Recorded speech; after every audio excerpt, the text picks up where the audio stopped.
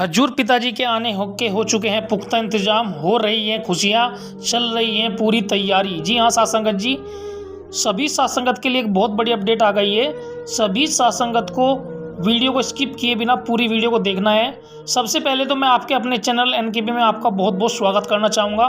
धन धन सदगुरु तिरैया था। सदगुरु जी की प्यारी साथ संगत जी, आप सभी के लिए एक बहुत बड़ी सूचना आ गई है। जिंदगी में कुछ बनो या ना बनो, अपने माता पिता का सहारा जरूर बनो। जी हाँ साथ संगत जी, हजूर पिताजी हमेशा यही बात बताते हैं कि आप जीवन में कुछ करो या ना करो, लेकिन अपने माता पिता का जरूर सहारा बनना चाहिए। और सभी साथ संगत के लिए हजूर पिताजी की पैरोल को लेकर, रिहाई को लेकर एक बहुत बड़ी सूचना आ गई है।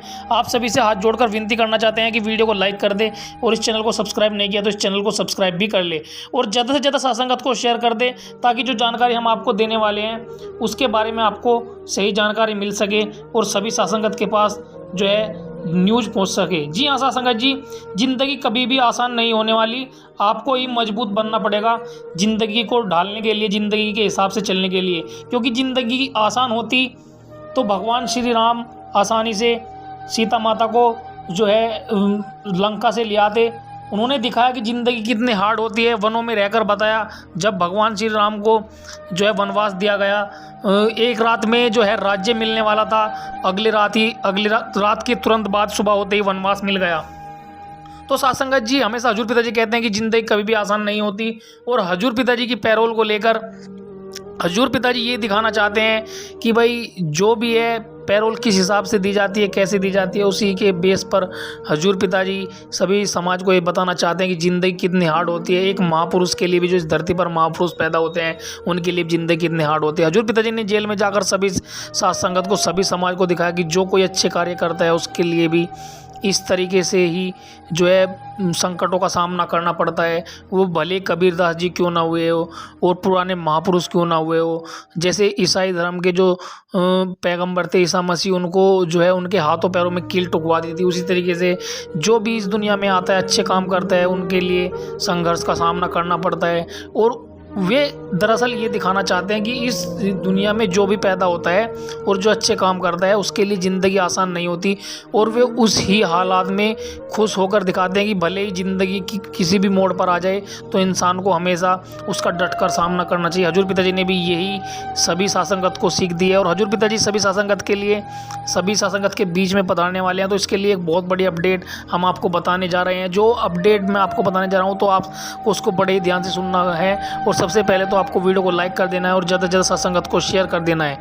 जी हाँ साथ संगत जी, हजूर पिताजी की पैरोल को लेकर जल्द ही बहुत अच्छी खुशी की खबर आपको मिलेगी।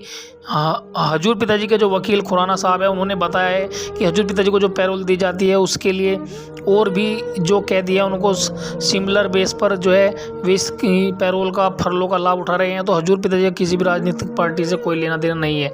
तो चलिए बताते हैं आपको आज की इंपॉर्टेंट जानकारी। और हजूर पिताजी के जो वचन है वे हम आपको हर वीडियो में सुनाते हैं, तो आपको वीडियो को लास्ट तक देखना है। और हजूर पिताजी के जो वचन होते हैं आपको उनको बड़े ही ध्यान से सुनना है, क्योंकि जो ये वचन है, ये वचन आपके जीवन में इतने ज़्यादा कारगर साबित होती है। जो करोड़ों लाखों रुपए की आप दवा यूज़ करते हैं, बहुत सी बार आप हजूर पिताजी के वचनों पर अमल करते हैं तो आपके जीवन में वे बहुत ही ज़्यादा कारगर साबित होते हैं और आप बड़ी बड़ी परेशानियों से बच जाते हैं। पहाड़ जैसे जो कर्म होते हैं वे कंकर में बदल जाते हैं। और हजूर पिताजी के वचनों पर जो भी चलता है और जो भी आज तक उनके वचनों की काट नहीं की है, उनके घर में खुशियां हैं, बरकत हैं। तो इसलिए आपको हजूर पिताजी के वचनों को ध्यान से सुनना है। चलिए स्टार्ट करते हैं हजूर पिताजी के वचन। हजूर पिताजी के वचन सुनने से पहले आप सभी से एक बार से फिर से कहना चाहूँगा कि वीडियो को लाइक कर दे। उस चैनल को सब्सक्राइब नहीं किया तो इस चैनल को सब्सक्राइब भी कर ले। वीडियो को लाइक कर देते हैं तो आपकी सेवा घर बैठे बन जाती है। और ज़्यादा से ज़्यादा साथ संगत को शेयर कर देते हैं तो आपको इस तरीके से सेवा बनती है जिस तरीके से आपने कहीं पर जाकर मानवता भलाई का कार्य किया हो। क्योंकि ये भी एक तरीके से हजूर पिताजी का जो काम है वो भी मानवता भलाई के कार्य का होता है। हजूर पिताजी के वचन आप ज़्यादा से ज़्यादा साथ संगत तक पहुंचाते हैं तो कहीं ना कहीं वे उन वचनों का लाभ उठाते हैं। और वे उनका लाभ उठाते हैं तो आप कहीं ना कहीं वे दुआ मांगते हैं ऊपर वाले से, और वो दुआ आपके खाते में भी जुड़ जाती है। तो इसलिए आपको वीडियो को लाइक कर देना है और इस चैनल को ज़्यादा से ज़्यादा साथ संगत को शेयर कर देना है। चलिए स्टार्ट करते हैं हजूर पिताजी के वचन। सत्संग में आने से जन्मों जन्मों के पाप कट जाते हैं। सत्संग में आने से इंसान को खुद का मूल्यांकन करने का तरीका मिल जाता है। मैं कैसा हूं, मैं क्या करता हूं, क्या गलत है, क्या सही है, क्या करना चाहिए और क्या नहीं करना चाहिए। और कोई कह दे तो इंसान बुरा मान जाता है कि मुझे बुरा कहा तो कहा क्यों, मुझे रोका तो रोका क्यों। लेकिन जब संत सत्संग सुनाते हैं, सच्ची बात बताते हैं, तब इंसान को पता चलता है कि मेरे में ये कमियां और ये अच्छाइयां हैं। क्योंकि संत किसी का नाम लेके नहीं कहते, वो सांझी बात कहते हैं। पता सबको चलता है कि मेरे में ये कमियां हैं, मेरे में ये कमियां हैं। कोई मान के उनको दूर कर लेता है और कोई ढीठ बेशरम बन के फिर से वही काम करता रहता है। फर्क क्या होता है फिर? एक बंदा वचन सुन के अपनी कमियां दूर कर लेता है तो मालिक के प्यार से अंदर बाहर से माला माल हो जाता है। उसका मन उसे कभी भी तंग नहीं करता, किसी गम चिंता में वो डरता नहीं, थकता नहीं, ऊबता नहीं, जिंदगी नीरस नहीं होती। कहने का मतलब एक दूसरा होता है, सुनता है, हाँ जी करता है, लेकिन सिर्फ जी हजूरिया, सुना समझा, मानने के नाम पे फिर वहीं का वहीं। ऐसे इंसान का मन बार बार हावी होता रहता है। परेशानियां, टेंशन उसकी बनी रहती है। बेवजह, बिना वजह वो दुखी परेशान होता रहता है। तो फकीर राम की बात सुनाते हैं, जो सुन के मान लेते हैं उन्हें अंदर बाहर कोई कमी नहीं रहती, और जो हाँ जी करके मानते नहीं, फल उन्हें भी सत्संग में बैठने का मिलता है, पर अगले जहां में आत्मा को, इस जहां में वो खुशियां हासिल नहीं कर पाते। तो सत्संग में संत ऐसे कौन से वचन कहते हैं जो मानने चाहिए? आप रूटीन बनाओ, आप रोजाना क्या क्या करते हो, क्या क्या करना चाहिए। रोजाना, अगर रोजाना आप ऐसा करते रहोगे और उस रूटीन में, दिनचर्या में राम का नाम शामिल जरूर कर लो। 5 मिनट, 7 मिनट, 10-15 मिनट, आधा घंटा, बाकी टाइम जितना ज्यादा देना है वो आपकी इच्छा। तो आप वो टाइम निश्चित कर लो। खुला टाइम रखने से राम का नाम नहीं जपा जाता। जिस टाइम राम नाम जपना होगा, 1000 कार्य और आ जाएंगे। अगर फिक्स है कि हाँ भाई सुबह 5 से लेके 10-15 मिनट, आधा घंटा मैं जाप करूंगा, तो नेचुरली आप जाप भी कर पाएंगे और राम नाम का फायदा भी उठा सकेंगे। खाना खाते हैं आप, सुबह उठते आदत होती है, कई चाय के बिना उठते ही नहीं, और नाश्ता खाना खाते हैं, दोपहर का खाना, रात का खाना, चाय दूध जो भी चलता रहता है। सबके लिए आपने टाइम फिक्स कर रखा है, तो राम नाम के लिए क्यों नहीं? तो ईश्वर की भक्ति के लिए टाइम देना बहुत जरूरी है। शाम का समय भी फिक्स करो। अगर आप ज्यादा बिजी हैं तो सोने से 10 मिनट पहले जाप कर लो, आधा घंटा पहले जाप कर लो। और अगर आप खाली हैं, ठीक है, तो टाइम एक फिक्स कर लो कि भी हाँ 8 बजे, 9 बजे, 10 बजे, जो भी आपको ठीक लगता। तो टाइम फिक्स करने से आदत बन जाएगी राम नाम की। क्योंकि अल्लाह वाहिगुरु राम का नाम जपना ही मुश्किल है, बाकी हर चीज की आदत बन जाती। आप बैठे बैठे चुगली करते हैं, निंदा करते हैं, दूसरों की बुराइयां गाते हैं, उसके लिए कभी ट्रेनिंग ली है? जी नहीं। क्योंकि ये काल की नगरी है और काल का साजो सामान लेने के लिए ट्रेनिंग की जरूरत नहीं है। गुस्सा, क्या कोई ऐसा स्कूल है यहां यह सिखाया जाता हो कि गालियां कैसे देनी है, थप्पड़ कैसे मारना है? नहीं है ना। पर आप सब ट्रेंड है, जिसको ना छेड़ो तो ही अच्छा। इसी बात पे एक बात याद आ गई। एक आदमी बिच्छू बेच रहा था, लोग बिच्छू खरीद रहे थे। उसने कहा सबके 5 रुपए। बड़ा बिच्छू था, छोटा था, ऐसे था। तो किसी ने कहा यार तेरी अजीब दुकानदारी है, तू छोटे का भी वही रेट, थोड़ा सा बड़ा है उसका भी वही रेट, चक्कर क्या है? पता है क्या कहा उसने? हाथ लगा के देखो, डंक एक जैसा मारते।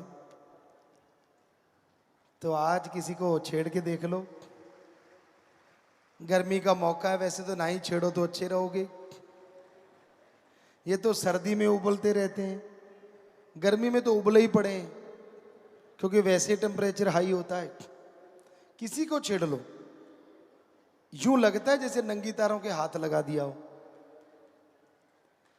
तो इसके लिए कोई स्कूल नहीं, कोई कॉलेज नहीं, सब ट्रेंड है। अब फिर है मोह ममता। अब बच्चा होने वाला है, माँ को कोई ट्रेनिंग थोड़ी ना देता है कि बच्चे से मोह कैसे आएगा। ये नेचुरल है।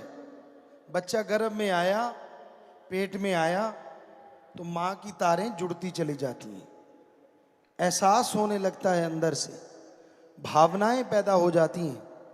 और जैसे बच्चा बाहर आता है तो मोह ममता पूरी तरह से छा जाती है। फिर बाप दादा परदादा सब। तो क्या ट्रेनिंग स्कूल है कोई मोह ममता का? नहीं है। लोभ लालच, इसके ट्रेनिंग स्कूल हैं कहीं कहीं कि लोगों की जेब कैसे काटनी है पता भी ना चले। बिजनेस के तरीके सिखाए जाते हैं, लेकिन लोभ लालच का कोई स्कूल नहीं है। ये अपने आप पैदा होता है। और जब ये पैदा हो जाता है तो बेटा बाप को मार सकता है, भाई भाई को मार सकता है। क्योंकि लोभ लालच के कारण आपने सुना होगा जगह जगह कत्लो गारत मच जाती है। एक ही खून होता है, सके भाई होते हैं दो, सकी बहनें होती हैं, लेकिन उनमें दरार आती है ज्यादातर लोभ लालच के कारण।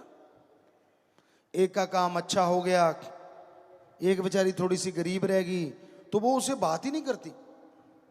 बात करेगी तो यूं जैसे नौकर हो। हमने ऐसा सुना नहीं, देखा भी है।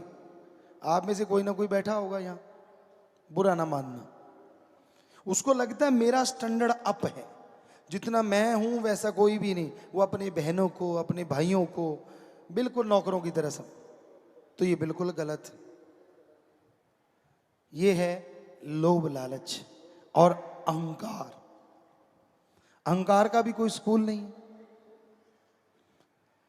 बिना वजह अहंकार करते रहेंगे। कोई थोड़ा सा काम अच्छा कर लिया यूं मैं ये कर दूं, मैं वो कर दूं, और कई बार थूक के चाटना पड़ता है। वो काम होते नहीं, बाकी सारे हंसते हैं, क्यों भाई कर लिया। ये बड़बोले ना बनो तो ठीक नहीं। ज्यादा बड़बोला बनते हो, ज्यादा अहंकार दिखाते हो तो दुखी होना पड़ता है। ईगो और अणख गैरत दो अलग चीजें हैं। गैरत होती है बंदा एक बार पर्ण कर ले, जान जाए तो जाए, पर वो पर्ण ना कभी जाए। ये है हमारी संस्कृति। पीर फकीर के सामने अगर पर्ण कर ले तो फिर तो बदलने का कोई मतलब ही नहीं है कि हाँ मैं ये कर्म नहीं करूंगा, तो नहीं करेगा, बस भूल जाओ कि वो कर्म है भी। जो ऐसा करते हैं वही इस जहान में, अगले जहान में रूहानियत की बहुत ऊंची पदवी को हासिल करते हैं।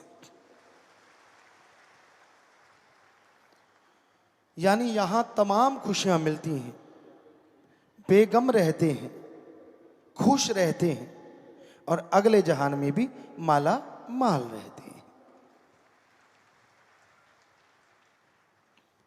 अहंकार को मार है। जो कोई अहंकार करता है उसे मार पड़ती है। कभी भी आप देख लो, पानी जो होता है वो टीलों के ऊपर नहीं बल्कि नीची जगह आके इकट्ठा होता है। पहाड़ों की चोटी पे नहीं रुकता, नीचे बनी झील पे भर जाता है। फल जितना ऊंचा होगा पेड़ को क्षति उतनी ज्यादा होती है, क्योंकि उसको तोड़ने के लिए लोग कभी पत्थर मारते हैं, कभी कुछ मारते हैं, या आजकल नई टेक्निक आ गई, लेकिन पुरातन समय में पेड़ की टहनियां ज्यादा टूटती थी फल जितना ऊंचा होता था, और झुका हुआ फल लोग आराम से आसानी से तोड़ते थे, पेड़ की टहनी भी नहीं टूटती थी। तो अहंकार को मार है। अहंकार ना किया करो।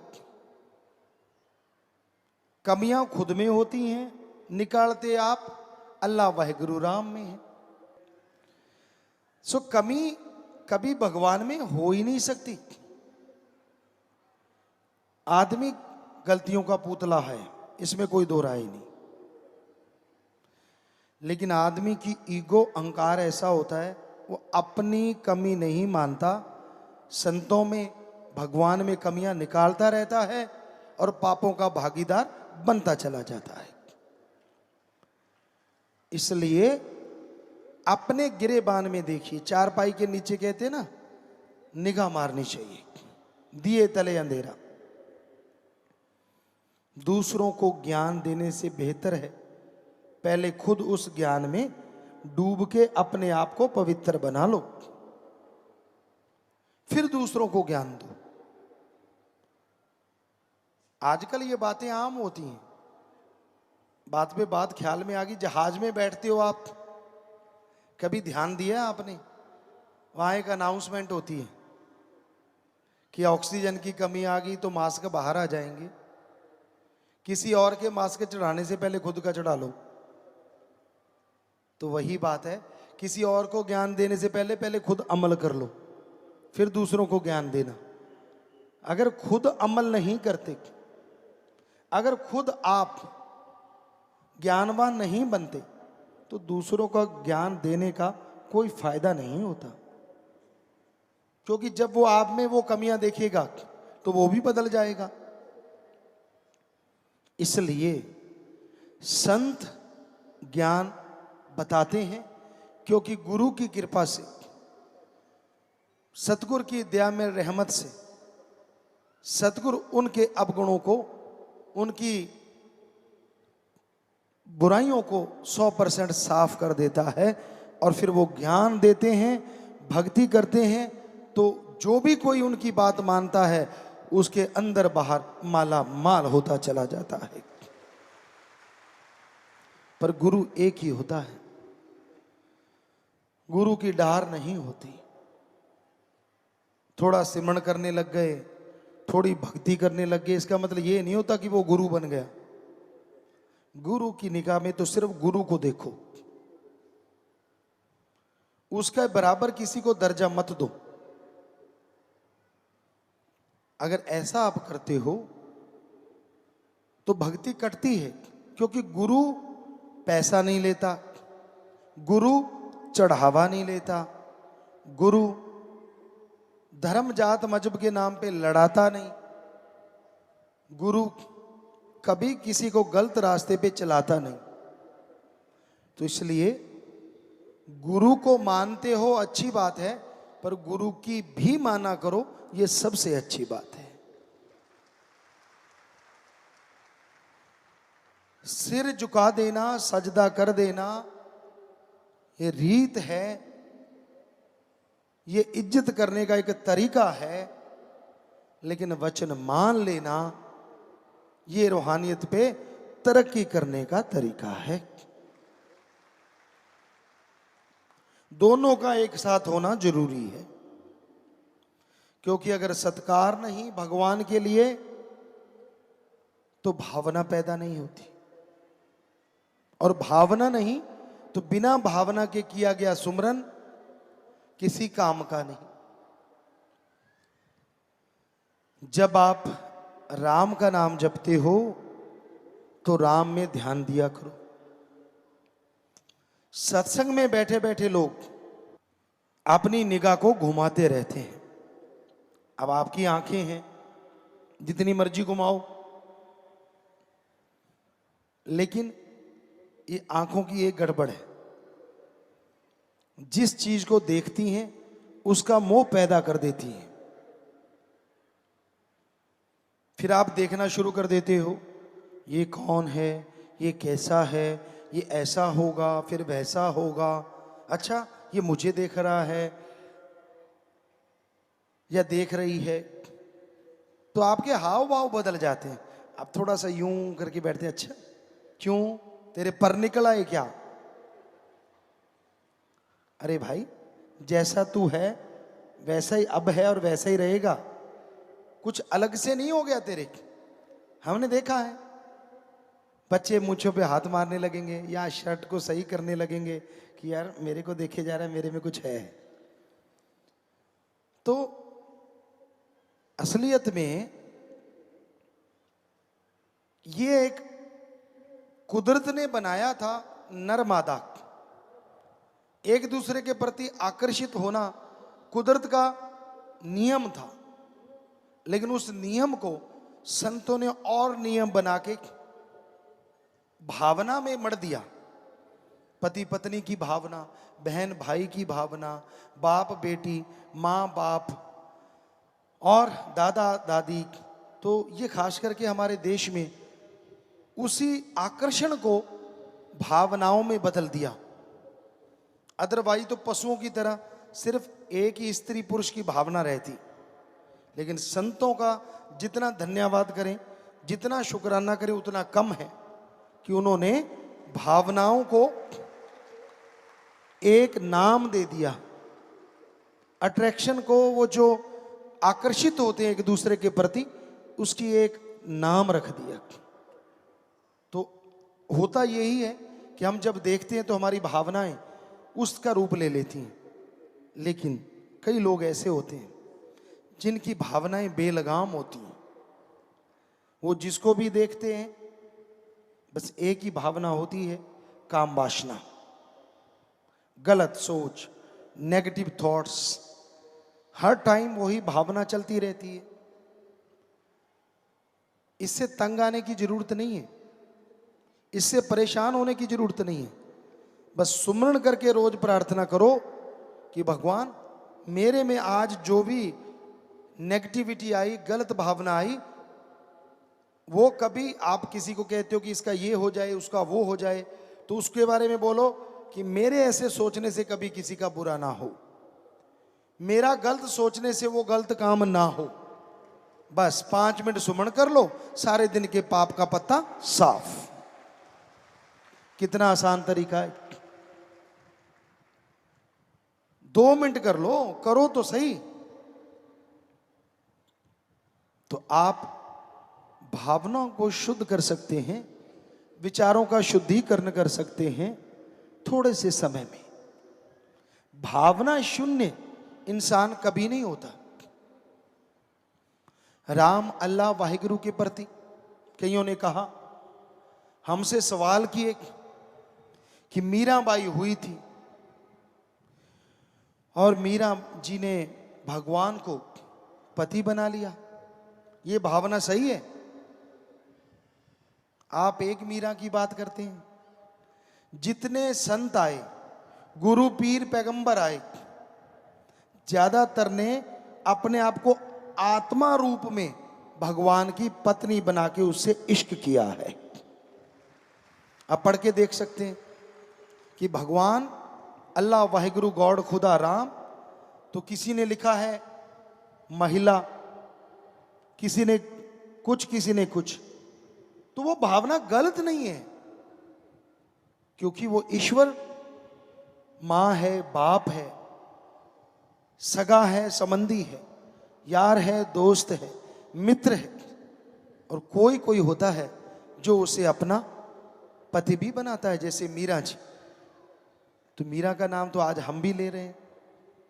बताइए, उसने अगर भगवान को उस रूप में देखा और भक्ति सारी उसी रूप में की, ये गंदे लोगों की गंदगी होती है जो उन्हें गलत सोच देती है, लेकिन उसका नाम कितना अमर हो गया, आज भी उसका नाम सत्कार से लिया जाता है। तो शुद्ध भावना जो होती है वो एक अलग ही तरह की होती है। नहीं तो लोग भावनाओं के चक्रव्यूह में उलझे रहते हैं, पता ही नहीं चलता कब कौन सी भावना इंसान को बहा के ले जाती है, इंसान को गुमराह कर देती है।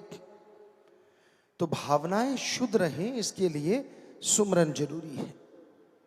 जन्मों जन्मों की भावनाएं होती हैं, किसी और शरीर में हो सकता है, किसी मनुष्य शरीर में भी काल महाकाल की भक्ति करी, ये सोच के कि भगवान की भक्ति है, तो उसको जन्म मनुष्य का जल्दी मिल जाता है, और फिर भगवान जी से प्यार उनका अडोल हो जाता है। भगवान का प्यार किसी को गुमराह नहीं करता, भगवान का प्यार किसी को धोखा नहीं देता, भगवान का प्यार कभी किसी को दुखी नहीं करता। अरे भगवान का प्यार तो सांप को हार में बदल देता है और जहर को अमृत में बदल देता है।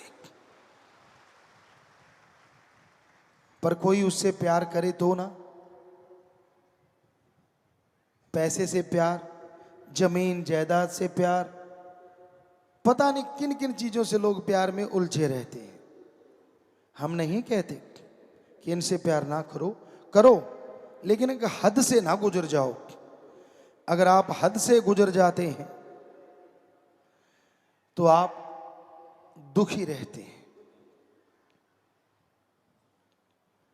जो कहा जाता है कि बहुत ज्यादा बोलना अच्छा नहीं है, हद से ज्यादा, और हद से ज्यादा अच्छी नहीं है चुप। हद से ज्यादा अच्छी नहीं बरसात, और हद से ज्यादा अच्छी नहीं है धूप। आप धूप में बैठ जाओ, पकौड़ा तलते हैं ऐसे तल देगी। ज्यादा बरसात में बैठ जाओ, चमड़ी छिल जाएगी। एक हद होती है, इंसानियत की हद है। क्या अगर वो सारी जिंदगी में अच्छे नेक काम भले करता है तो लोग सारी उम्र याद रखते हैं, और हद से जरा सा इधर होके अगर कोई बुरा काम कर डालता है तो लोग कभी उसका नाम लेना नहीं चाहते। इसका उदाहरण है इतिहास में कैकेयी, श्री राम जी भगवान स्वरूप होते हुए भी अपनी मां कौशल्या के बाद में पहले कैकेयी के पांव के हाथ लगाते थे, और इंसानियत की रेखा से जरा सा इधर हुई, मोह ममता में पड़ गई, राम जी को उसी को वनवास दिला दिया। आज हमें नहीं लगता यहां जितनी लड़कियां बैठी हैं किसी का नाम कैकेयी होगा या मंथरा होगा, नहीं है। क्यों? क्योंकि कोई नाम लेना पसंद नहीं करते जब लोग इंसानियत से गिर जाते हैं। और कौशल्या पता नहीं कितनों के नाम होंगे। सो कहने का मतलब सच्चाई यही है, वास्तविकता यही है कि इंसानियत पे रहो। इंसानियत से हट गए तो आप दुखी होते रहोगे, परेशान होते रहोगे।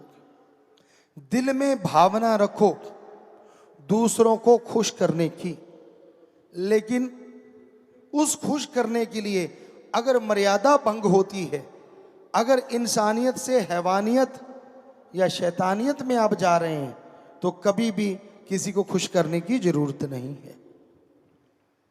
अच्छे कर्मों से खुश करो, मर्यादा में रह के खुश करो, ये है इंसानियत। ईश्वर ने अगर आपको ओहदा बख्श दिया, आप बड़े ऑफिसर हैं, कोई राज पहुंच है, भगवान के भक्त हैं, तो आपका फर्ज है रोते हुए के आंसू पहुंचना और उसके दुख दर्द को दूर करना। तो भगवान से आपका प्यार और बढ़ता जाएगा और खुशियों से माला माल होता